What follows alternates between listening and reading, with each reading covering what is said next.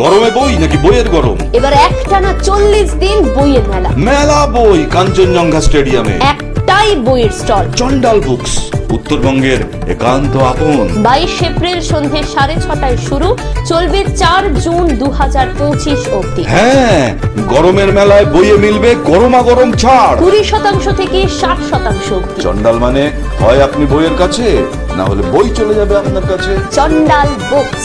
চন্ডাল books.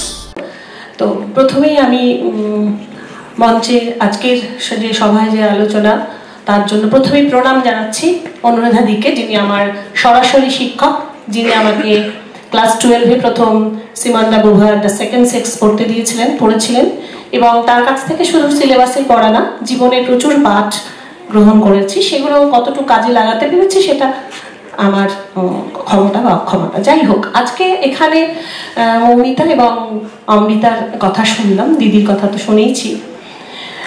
আজকের বিষয় যেটা, মেয়েদের লেখা এবং সাহিত্যে মেয়েরা, খুব সংক্ষেপে যদি বলা যায়, তা আমি সেভাবে যে খুব থিওরিটিক্যালি বা ভীষণ কিছু দিয়ে ভেবে এসেছি বা লিখে এসেছি তা না। এখানে শুনতে শুনতেই টুকরো টুকরা কতগুলো জিনিস মনে হলো এবং ফোন থেকে খুঁজে সেগুলো এক জায়গায় একটু জড়ো করলাম।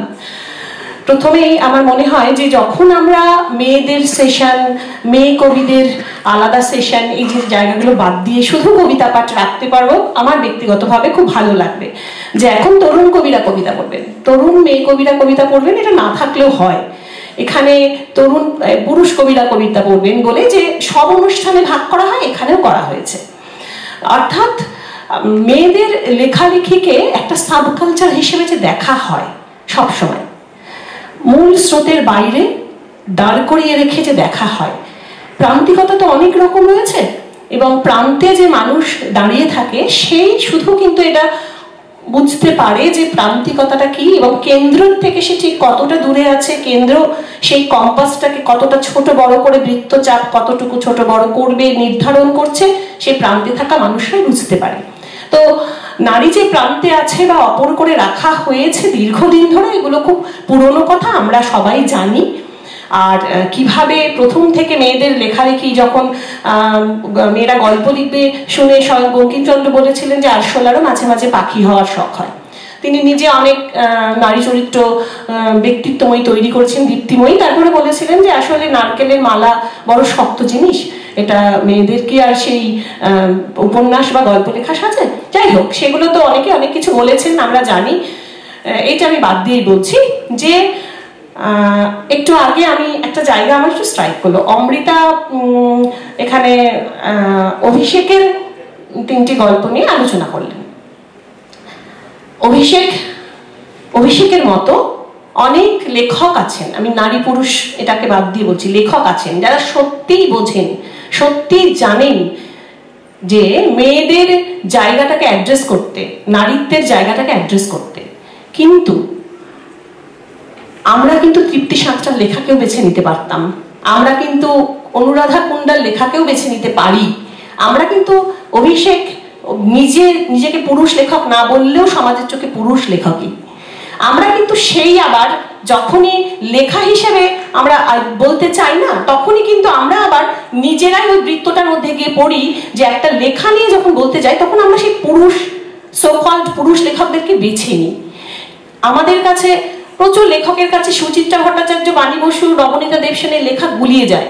বলেন যে মনস্ক পাঠক, ওই যে একটা কার লেখা আছে না, কে যেন সুচিত্রা ভট্টাচার্য না বাণী বসু না নবনীতা কে যেন লিখেছিলেন, কিন্তু তিনি কিন্তু ঠিক একই ঘরানার লেখক হলেও কখনোই শীর্ষেন্দু বা সুনীলের লেখা বা তারাপদ রায়ের লেখাকে নাম না বলে বলবেন না, ঠিক তার নামটা করেই বলবেন। আসলে মেয়েদের লেখালেখি, দিদি বলছিলেন যে ওই পুরোনো সময়টাকে যদি ছেড়ে দিই, যে আগে কি হয়েছিল, কোন জায়গা থেকে মেয়েরা লেখালেখি শুরু করেছিল। প্রথম তো আমরা জানি যে বাংলা ভাষায় প্রথম আত্মজীবনীটা লেখাই হয়েছিল, একজন মেয়ে লিখেছিলেন, রাজসুন্দরী দেবী, এবং সেখানে তিনি লিখছেন যে তিনি কর্তামশাইয়ের ঘোড়াকে দেখেও তিনি ঘোমটা দিতেন। তারপরেও লিখছেন যে এবং সারাক্ষণ তার ছেলের কাছ থেকে অক্ষর পরিচয় হয়ে সারাক্ষণ তার একটাই প্রার্থনা ছিল কিভাবে লেখাপড়া শিখতে পারবেন, নিজের কথাগুলো বলতে পারবেন। সারা পৃথিবী জুড়েই কিন্তু তখন আত্মজীবনী লেখার একটা চল হয়েছিল। তার কারণ হচ্ছে মেয়েদের কথা সত্যিই কিন্তু মেয়েরা নিজেরা যতক্ষণ না বলা শুরু করেছেন, ততক্ষণ অব্দি পুরুষেরা বলতে পারেননি। আর যারা বলেছেন আমরা কৃতার্থ হয়েছি। তো পুরুষেরা বলেছেন, তো রবীন্দ্রনাথ তো খুব বুঝেছেন, বলেছেন। রবীন্দ্রনাথের সেই লেখাগুলো খুঁজে খুঁজে পড়েছি, কিন্তু একটা বিষয়কে দেখার, দিদিও বলছিলেন যে প্রেক্ষিত আলাদা থাকে। একজন মেয়ে যেভাবে একটি বিষয়কে দেখে, তার ফিমেল, তার ফেমিনাইন, তার ফেমিনিজমের জায়গা থেকে সে যেভাবে দেখে, সেই দেখাটা কিন্তু সম্পূর্ণ আলাদা, একদম আলাদা। একটা মেয়ের, আমি যে একটু আগে বললাম যে সাবকালচারের অংশ, সেখানে তার ভীষণভাবে একটি মেয়ের তার যৌন জীবন, তার যৌন অবয়ব বা যৌন সত্তা জড়িত থাকে।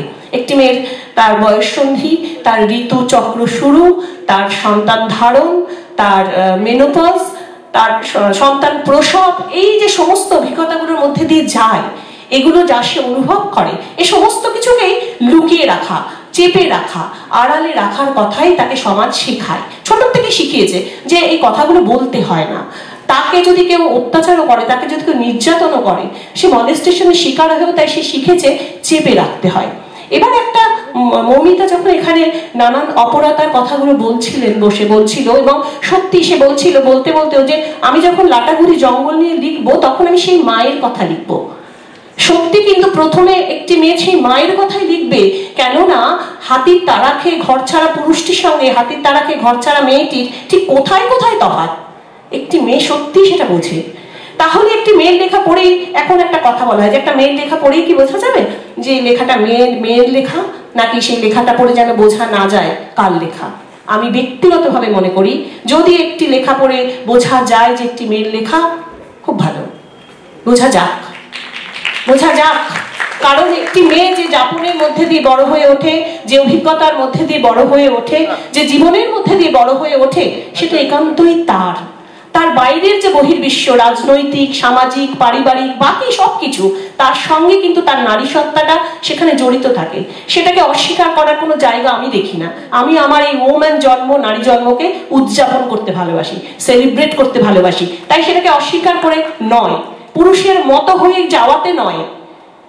লিঙ্গগত ভাবেই নারী পুরুষ আলাদা এবং নেচারগত ভাবেও আলাদা, কিছু বৈশিষ্ট্য থাকবেই, দেখার আলাদা।